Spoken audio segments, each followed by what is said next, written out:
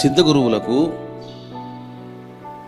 ఆత్మ సాక్షాత్కారానికి అమ్మవారికి ఉన్నటువంటి సంబంధాన్ని ఈరోజు మీకు చెప్తాను. దీనివలన మీకు అమ్మ యొక్క మహత్తు ఏమిటిదో, ప్రభావం ఏమిటిదో, విశిష్టత ఏమిటిదో చక్కగా బోధపడతాయి. రామకృష్ణ పరమహంస అవధూత స్వరూపుడు. నిరంతరం అమ్మతో మాట్లాడాడు.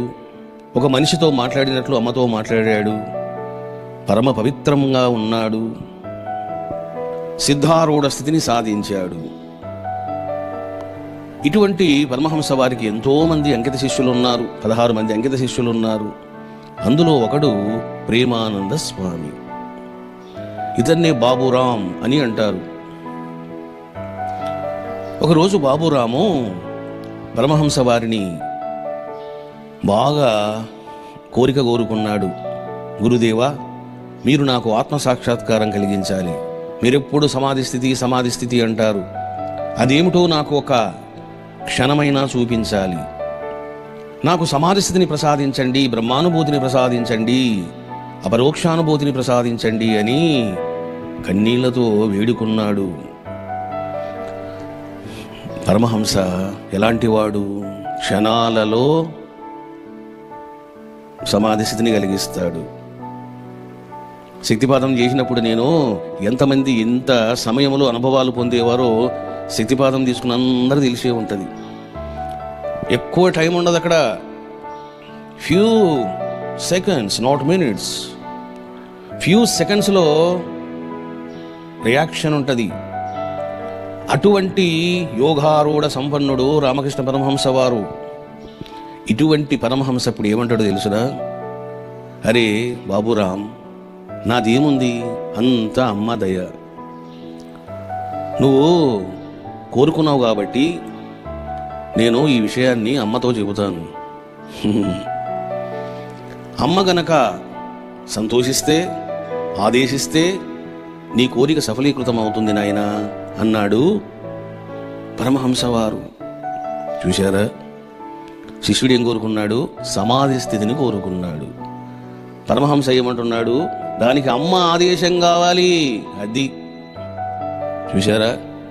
షిరిడి సాయినాథుని కరుణ వల్లనే నాకు కుండలిని జాగృతి కలిగింది అని నేను 100 సార్లు కాదు 1000 సార్లు చెప్పి ఉంటాను. మరి షిరిడి సాయిబాబా ఎందుకు కలిగించాడు? మాతా పూర్ణానంద యోగిని ఎందుకు కలిగించింది అని అంటే అమ్మ యొక్క ఆదేశం ఉంది. చేసిన సేవ పుణ్యము ఎక్కడికి పోతాయి? 4వ తరగతి నుండి నేను అమ్మవారిని ఆరాధించాను కర్నూలులోన. అమ్మ చేతిలో పాత్రధారులు, అమ్మనే సూత్రధారి. మళ్ళీ ఇక్కడ అమ్మ శివుడు వేరువేరు కాదు. ఈయన అమ్మ అంటే అమ్మ అంటాడు, శివుడు అంటే శివుడు అంటాడు అనుకుంటారు. అమ్మ అన్న శివుడన్నా ఒక్కటే, వ్యక్తము అవ్యక్తము. ఈ రకంగా మీరు అర్థం చేసుకున్నారు. సరే, పరమహంస మాట అన్నాడు. మీరు ఎప్పుడు ఇలాగే అంటారు, నేను ఇంక రాను ఈ దక్షిణేశ్వరానికి అని చెప్పేసి బాబురాం ఏడుస్తూ పోయాడు. చూడండి, అప్పుడు పరమహంస అంటారు, చూడండి అతని యొక్క పరితాపం. చిన్న వయసులోనే సమాధి స్థితిని పొందాలని ఆతృత పడుతూ ఉన్నాడు. మరి నేనేం చెయ్యాలి? సరే, నేను అమ్మతో చెబుతాను అని చెప్పి వెళ్ళి అమ్మతో విన్నవిస్తాడు. అమ్మా, ఆ యొక్క బాబురాం చాలా మంచి కుర్రవాడమ్మా. నేనంటే చాలా ప్రేమ, నువ్వంటే కూడా ఇంకా చాలా ప్రేమ, చాలా సద్గుణములు కలిగినటువంటి వాడు, పైగా పరితాపాన్ని చూపిస్తూ ఉన్నాడు. మరి ఎందుకమ్మా ఆలస్యం చేయడం? నువ్వు కోప్పడకుండా నా విన్నపాన్ని నువ్వు సఫలీకృతం చెయ్యమ్మా.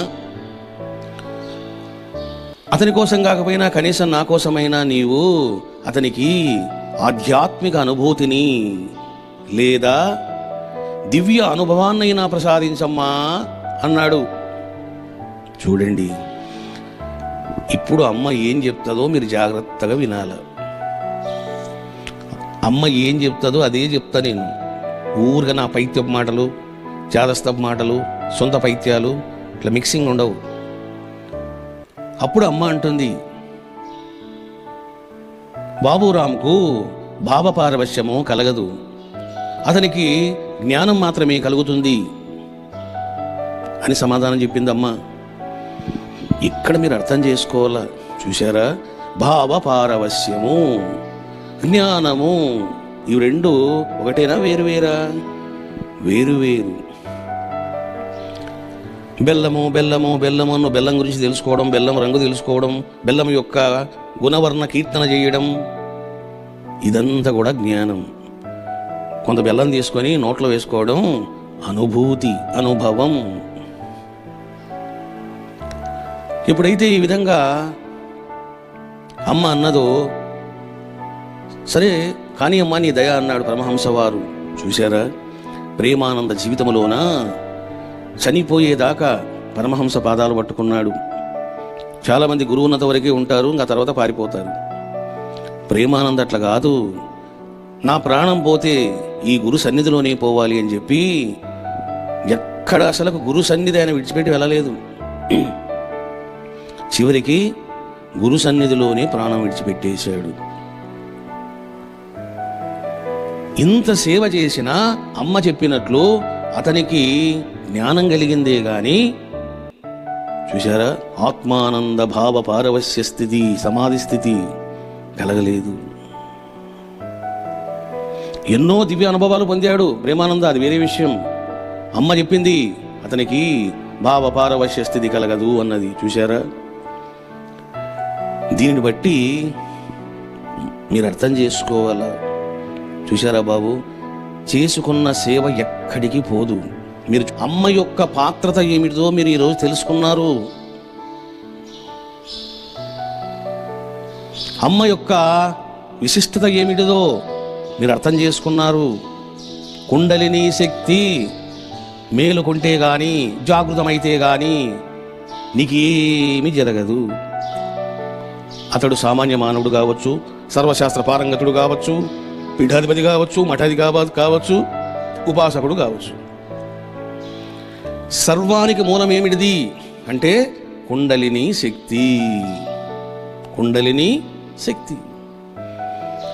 చూడండి, వివేకానంద స్వామికి ఒకసారి ఒక ప్రాపంచికమైనటువంటి కోరిక కలిగింది.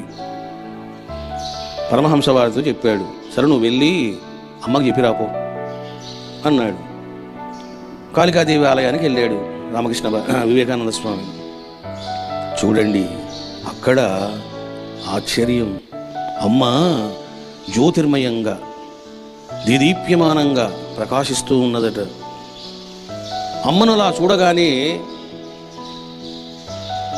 తాను ఏం కోరాలని వచ్చాడో అది మర్చిపోయాడు. చూశారా బాబు, కోరకుండానే వచ్చాడు. పరమహంస వారు అడిగారు, ఏమైంది నాయనా, అమ్మకి చెప్పావా అన్నారు. ఏంది చెప్పేది? అమ్మ వెలిగిపోతా ఉంది, మర్చిపోయినాను. అయినా ఈ తుచ్చమైన కోరికను అమ్మతో ఏం చెప్తాను? చూశారా బాబు, ఈ రకంగా కాళీమాత యొక్క వైభవం ఏమిటిదో మీరు బాగా అర్థం చేసుకున్నారు.